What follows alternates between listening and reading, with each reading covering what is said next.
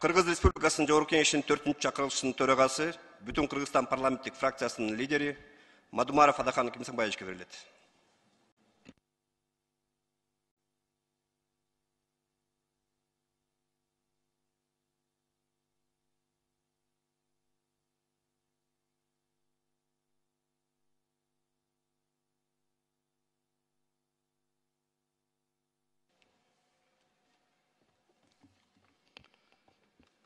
Саламатсыздар, урматтуу төрагалар,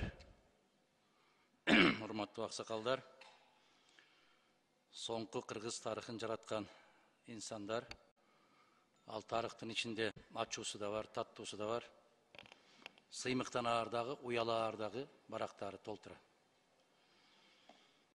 Бүгүн эми конституция жөнүндө сөз кылуунун кажети канчалык деңгээлде эле билбейм, муну бир жума баштап өткөрүп койсок жакшы болмок. Жана Медешерим Кулуч айтканда, ушул жерге бүтүн ошол азаматтардын баарын чакырып, эч болбосо кеч болсун деген принцип болуп атса керек. Кыргызда бир керемет макал бар. Биздин конституциядан дагы ыйык, конституциядан дагы бийик. Бул макал лакаптар. Ошол макал лакаптарга таянып жашаса, биздин жашоо туура жолго түшмөк, адилеттүү турмуш болмок. Эмнеден баштайм мен? Таянаарың болбосо таамай сөздөн не пайда дейт. Таамай сөздөр айтылат бул жерден. Бирок аткарылбайт. Конституция мындай болду, андай болду. Дайым келген кишинин конституциясы эң мыкты, эң керемет, кынтыксыз, катасыз деп көкөлөтүп келдик туугандар, аксакалдар. Кайсы конституция боюнча референдум өткөндө туура эмес өттү деп айткылачы. Кайсы конституциянын редакциясы бүгүнкү күндө туура келбейт деп айттык, айткылачы. Шатыраш атман кол чаап, керемет эле керемет, жашоо ордунда турбайт, өзгөрүп турат.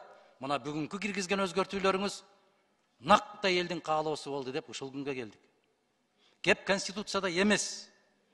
Миң жолу кыйкырам, кеп конституцияда эмес. Кеп коомду жана коомду башкарган бийликте. Дүйнөлүк өлкөлөрдөгү конституция тууралуу урматтуу төрагалар могул жерде отурган жакшы билет, маалыматтары бар. Англия конституциясы жок эле жашайт. Адам укуктары керемет деңгээлге жеткен. Бардык институттар өз укуктарын мыкты билет. Израилде 12 мыйзамдан турган мыйзам түркүмдөрү бар. Ошону менен жашашат, конституция жок. Мусулман өлкөлөрүндө билесиздер, Куран менен, андан кийинки хадистер менен, сүннөттөр менен жашайт. Эч кандай маселе жок. Дүйнөнү дүңгүрөтүп аткан өлкөлөрдүн бардыгы конституциясы жок өлкөлөр. Кеп инсанда, кеп адамда. Кеп ошол жердеги жазылган мыйзамдар канчалык деңгээлде сакталат.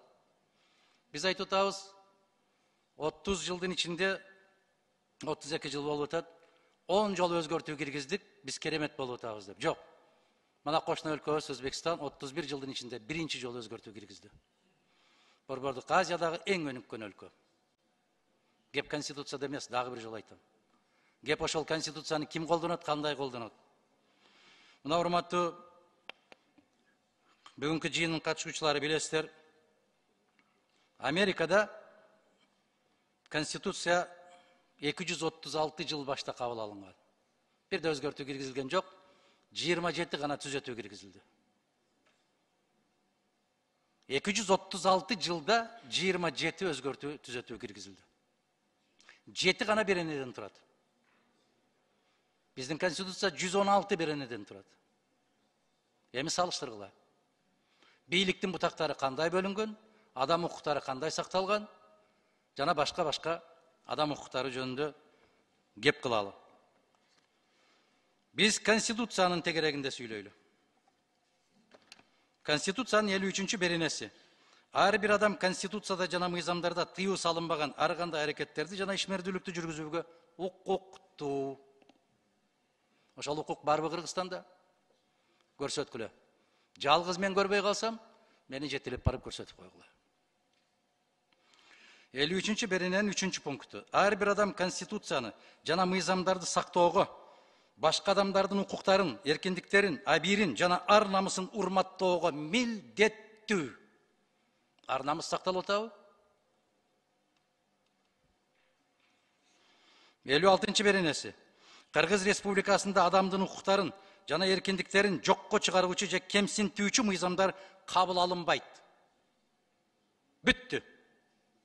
Конституциялык соттун төрагасы отурат. Конституция эң жогорку юридикалык күч жана анын талаптары түздөн түз иштетилет. Кыйшаюусуз иштетилет. Кандай десеңер ошондой дегиле. Эмне деп түшүнсөңөр түшүнгүлө. Бул талап менин талабым эмес. Мына мына жерде жазылып турат. Акылдуу кишилер кабыл алган конституция кыйшаюусуз аткарылсын деп атабыз биз. Бул менин конституциям эмес. Кемсинтүүгө жана мыйзамды кабыл алууга мүмкүн эмес дейбиз. Керек болсо ар кандай сөздөр да чыгып кетип атат. 59 берененин 6 пунктунун 2 абзацы. Билип туруп атайын мыйзамсыз жана негизсиз кармоо же камакка алуу аныкталган учурда кызмат адамдарды жазык жоопкерчилигине тартылат деп атат. Бизде 30 жылдын ичинде бир киши тартылдыбы? Канча киши айыпсыз камакка алынды? Канча кишинин күнөөсү далилденбей туруп абакта жатат? Жылдап жатып атат. Мына жерде кыйноого каршы улуттук борбордун директору отурат, Бакыт мырза. Ар сайын биздин жогорку кеңештин кулагына күмүш сырга кылып тагып атат. Эл эзилип бүттү деп атат. Кыйноолор болуп атат деп атат. Сабоолор болуп атат деп атат. Биз эч нерсе билбегендей отурабыз ушул жерде. Адилет сөзүн айтпаса аксакалдан не пайда дейт. Мен эң жаш депутат элем кезинде. Азыр ушул парламенттин аксакалдарынын бири болуп калдым. Мен бул адилет сөздү айтышым керек. Башка аксакалдарды укпаса, мен айтууга милдеттимин ушуну. Бүгүн да кыйноолор улантылып атат. Биз кол чаап аткан мезгилде дагы айыпсыз жатат түрмөдө. Эчен байкуштар жатат. Мына конституция. Бул жерде айтып атат. Бир инсандын сот аркылуу күнөөсү мойнуна коюлмайынча аны кылмышкер деп атоого тыюу салынат деп атат. А бизде бузуку, провокатор, чыккынчы, ичи ирип кеткен, кылмышкер деген сөздөрдү биз кимдердин гана оозунан укпай атабыз? Кимдер гана ушундай аныктама бербей атат? Мен ушул жыйынга келбей эле койсомбу деген үмүтүм бар эле. Бир атанын балдарындай болуп, мамыр-жумур болуп, жакшынакай шапылдап, жаркылдап, күлүп отурганда көңүлдөрүнө чөктүрбөйүн деген да оюм бар эле. Кечээ ушул жыйын болот дегенди укканда айттым эле. Эмне үчүн? Кандай максатта? Кандай форматта деп? Бир сөз уктум, сөзсүз эле жыйынтык чыгарыш керекпи деп. Жыйынтык чыкпаган жыйындан эмне кереги бар? Биз жыйынтык чыгарышыбыз керек. Могул жерде аксакалдар отурат. Ушул аксакалдар бүгүн оң терс жактарын айтышы керек эле. Но керемет сөз айтты, укмуш сөз айтты, ушунусун аябай сулуу айтты деп бардык президенттерди узаттык го. Узаткандын эртеси анан чекилик кетирген экенин айттык го. Мен бүгүн айтам. Бүгүн айтам, мына кызыл китеп сакталбайт. Бир нормасы сакталбайт.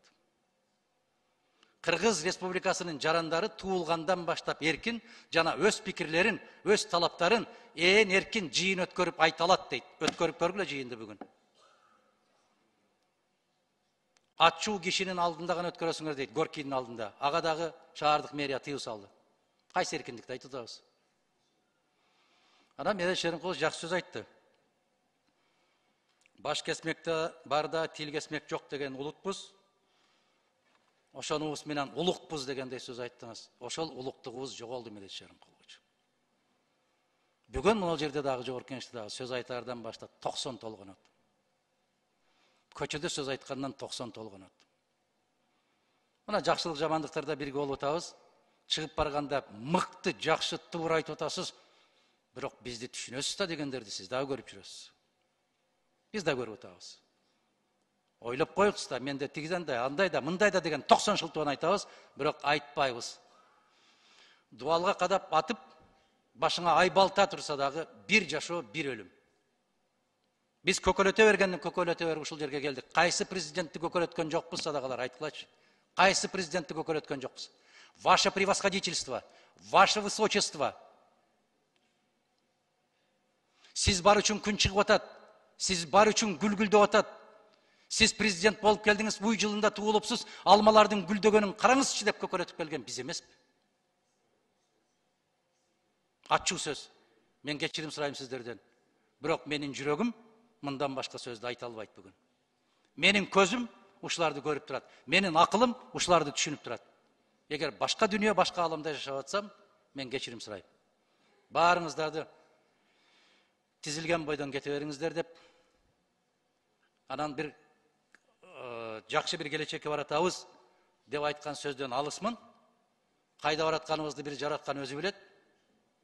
Кайда барып токторубузду дагы жараткан өзү билет. Муну майрамдоого менин укугум жетпейт, күчүм да жетпейт. Майрам күн катарында да көрбөйм.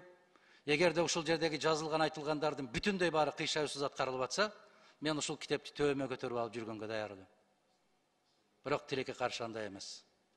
Миңдеген түрмөдө жаткан адамдардын тагдыры менен муну ол залда отуруп кол чаап аткан адамдардын тагдыры эки башка. Ошолор ичип, ошолор жеп аткан тамак менен азыр чыгып биз ичкен чай, биз жеген тамактын экөөнүн эки башка. Экөөнүн тагдыры эки башка.